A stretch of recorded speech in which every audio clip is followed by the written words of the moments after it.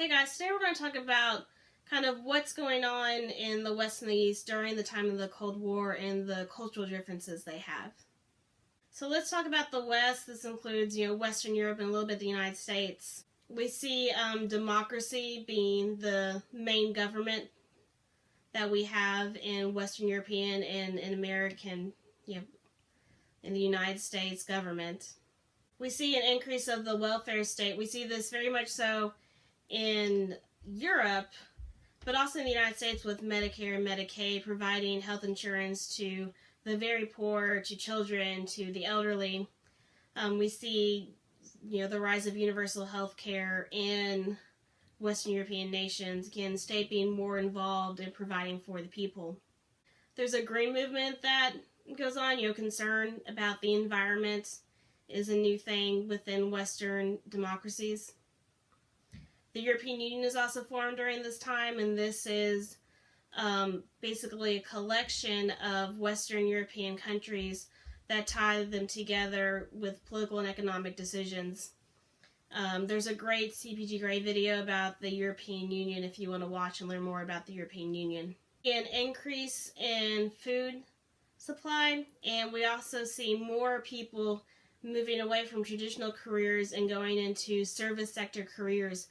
And, not necessarily having more children to replace and fill those old careers. We have immigrants that come in to fill the jobs that were left by the people that went to the service sector.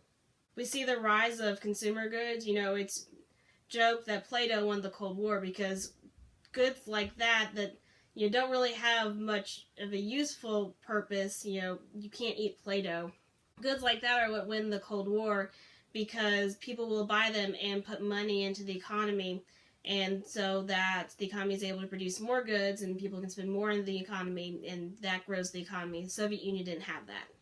We see a women's revolution going on. Not only are women getting more political rights, but also more social liberties. This is where we see the increase of birth control, more emphasis on women's health.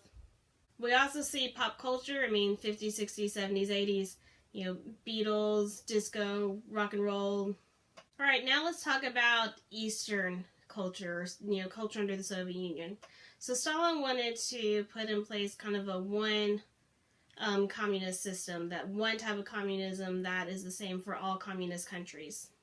We see the church put down, it's an atheist country. Atheism is the official religion. Church loses power. They're very anti-Semitic, which means they're against the Jews. Soviet Union is very against Western culture and everything they stand for.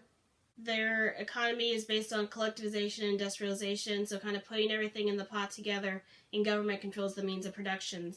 And the Soviets are very concerned about the environment. There isn't kind of this balance between industrialization and keeping the environment clean. They'll do whatever they need to become economically superior. We see the Berlin Wall come up, which is going to divide East and West Berlin.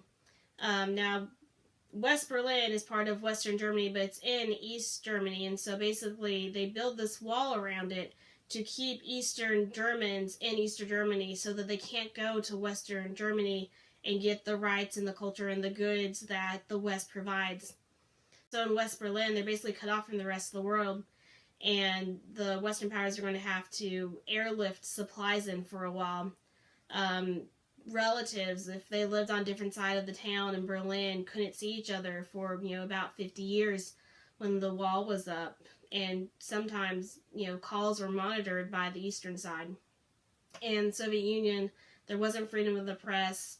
All of the media was censored and basically used for government propaganda. Everything you did was censored.